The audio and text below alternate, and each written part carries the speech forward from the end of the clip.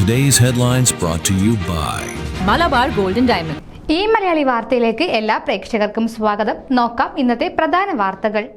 North East American ഭദ്രാസന family and youth കോൺഫറൻസിന്റെ kick ഓഫും രജിസ്ട്രേഷനും മാർച്ച് 16 ഞായറാഴ്ച Bensalem Saint Lukose orthodox mission ഇടവകയിൽ ആരംഭിച്ചു.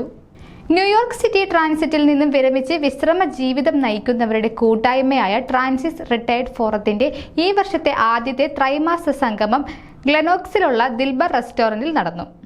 വേൾഡ് മലയാളി കൗൺസിൽ അതിന്റെ 30ാം വയസ്സിൽ എത്തി നിൽക്കുന്നു. ഹിന്ദു മതത്തിലെ ജാതി വിവേചനത്തിനെതിരെ കാലിഫോർണിയ സ്റ്റേറ്റ് യൂണിവേഴ്സിറ്റി നടപടിയെടുക്കുന്നത് ന്യായമാണെന്ന് കാലിഫോർണിയ ഫെഡറൽ കോടതി തീർപ്പ് കൽപ്പിച്ചു.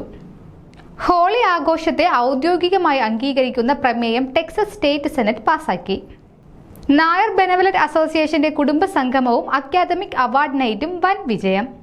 Malayali engineers association of Houston പുതിയ ബോർഡ് അംഗങ്ങളെ പ്രഖ്യാപിച്ചു.